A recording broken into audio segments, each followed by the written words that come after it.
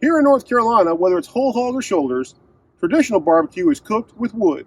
Splits of oak or hickory are burned down to coals and then shoveled into a pit. One of the easiest ways to get those coals is to build a burn barrel for barbecue. Today, I'm going to show you how.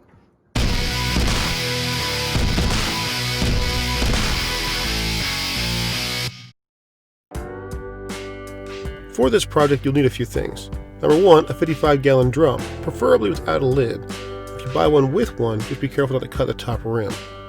You'll need 10 feet of concrete stake or rebar, power tools, and proper safety equipment. Now, if you're unfamiliar with how this works, it's not rocket science. The build is pretty easy too. We're just going to run some rebar through the barrel to elevate splits of wood, so as they burn, hot coals can fall at the bottom and then be shoveled out through a hole at the base. 55-gallon drums are pretty cheap. This one here I picked up locally without a lid for 20 bucks. Now when you get a barrel, it's recommended that you burn it out first to get rid of any contaminants left inside or within the paint. Next, you want to cut a hole at the bottom. It doesn't have to be a particular shape, but you do want it wide enough and tall enough to get your shovel in and out with a hot load of coals. Your hole should start about 1 or 2 inches below the bottom rib or ring, and if you cut it too small, you can always make it bigger. Just make sure you don't cut into the floor of the drum. Now I'm using an angle grinder here with a diamond tip blade, but you can easily knock this out with a reciprocating saw. In his book, Sam Jones recommends using concrete stakes because they hold up better to heat, but I'm using 5/8 rebar, which will work fine. The rebar will run through the barrel in a grid pattern like this.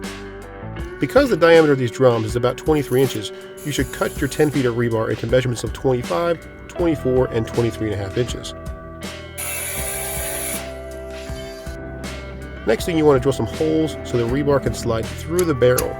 One on both sides straight through the center about 1 or 2 inches above the bottom rib, and 2 on both sides 6 to 7 inches from center.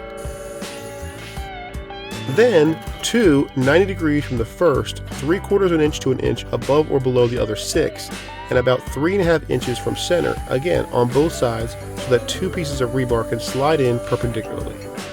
How you build it is up to you. There's no textbook way.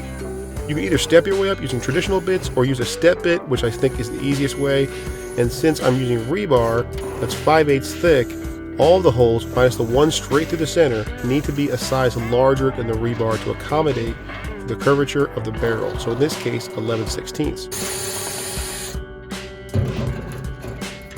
Working the rebar in can be a little tough, but a few swings of a mallet and you're home free.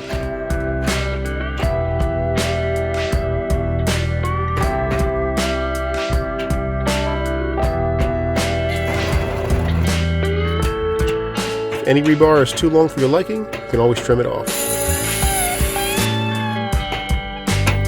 That's it. Fire it up and grab a shovel. You're on your way to being one step closer to the real craft of traditional Carolina barbecue. Thanks for watching.